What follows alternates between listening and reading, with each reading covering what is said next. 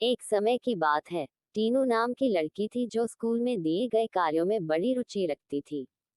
इस साल टीनू के स्कूल में गर्मी की छुट्टियां पड़ने से पहले उसकी टीचर ने सभी को विभिन्न पक्षियों के चित्र दिखाकर चिड़िया पर निबंध लिखने के लिए कहा था। सभी बच्चों को स्कूल खुलते ही निबंध टीचर को दिखाना था। पक्षियों की रंग बिरंगी किताब टीनू को बहुत पसंद थी। जब टीचर ने बताया कि उन पर निबंध लिखना है और सबसे अच्छा लिखने वाले को इनाम में वह किताब मिलेगी, तो टीनू खुश हो गई। टीचर ने सभी पक्षियों से जुड़ी कुछ कहानियां भी बच्चों को सुनाई। उसके बाद स्कूल की गर्मियों की छुट्टियां पड़ गईं। यूं तो टीनू हर साल अपनी गर्मी की छुट्टियां बिताने के लिए कहीं न कहीं जाती थी, लेकिन इस साल की छुट्टियों में टीनू रोज पास के ही बगीचे में जाकर पक्षियों और उनके घोंसले देखने लगी।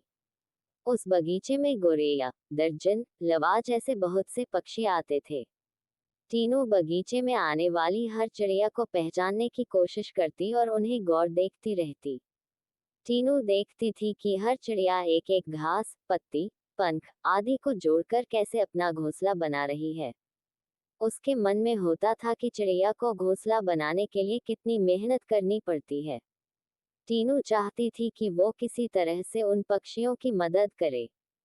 एक दिन टीनू ने देखा कि पास के बगीचे में बदमाश लड़कों ने लवा चिड़ियों का घोंसला तोड़ दिया है। टीनू को ये देखकर बहुत दुख हुआ। उसने सोचा कि क्यों न मैं इनके लिए खुद एक दो घोंसले बना दूं। शायद ये इसका इस्तेमाल कर लेंगी। टीनू को लगा कि वो कुछ ही देर में घोंसला बनाकर तैयार कर देगी। लेकिन टीनू पूरा दिन तिनकों और दूसरी चीजों से चिड़िया का घोंसला बुनती रही। बड़ी मुश्किल से जब घोंसला तैयार हुआ, तो घोंसले को पेड़ पर टिकाने के लिए कुछ मिला नहीं। टीनू की माँ ये सब देख रही थी। तभी टीनू ने माँ को बताया, देखिए न, मैंने चिड़िया के लिए एक घोंसला बनाया है, मगर यह उतना सुंदर नहीं है जितना चिड़िया बनाती हैं। मैंने सोचा था आसानी से एक सुंदर घोंसला बन जाएगा, लेकिन ऐसा हुआ नहीं। ये घोंसला अंदर से काफी कठोर बन गया है। क्या आप इसे मुलायम बना देंगी? किसी तरह से टीनू की माँ ने उस घोंसले को थोड़ा ठीक किया। उसके बाद टीनू ने उस घोंसले को धागे की मदद से पेड़ पर टिका दिया। अब बगीचे में बैठकर टीनू लवा पक्षी के आने का इंतजार करने लगी।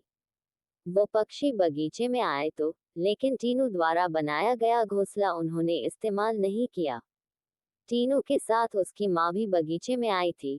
उसने टीनू को उदास देखकर कहा, तुम परेशान मत होना, अभी चिड़िया घोंसले पर आ जाएगी।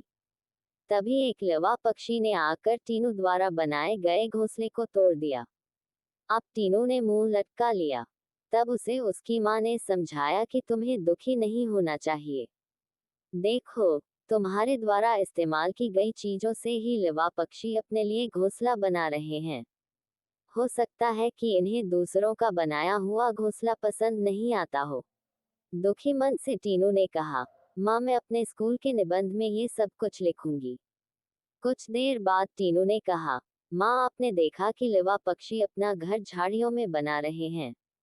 जवाब में टीनू की माँ बोली, हाँ बेटा, मैंने सुना था कि लवा पक्षी अपना घोंसला किसी के घर के रोशनदान या पेड़ पर ही बनाते हैं। आज यह नई बात पता चली है। कुछ और दिनों बाद टीनू ने लवा पक्षियों के बारे में एक और बात जानी कि वो सीधे उड़कर अपने घोंसले में नहीं जाते। घोंसले से कुछ दूर ठहरकर इधर उधर कूदते हुए वो अपने घोंसले तक पहुंचते हैं, ताकि किसी को उनके घोंसले का पता न चले। थोड़े ही दिनों में स्कूल की गर्मियों की छुट्टियां खत्म हो गईं। टीनू ने स्कूल जाकर लवा पक्षी के बारे में लिखा और निबंध प्रतियोगिता जीत ली।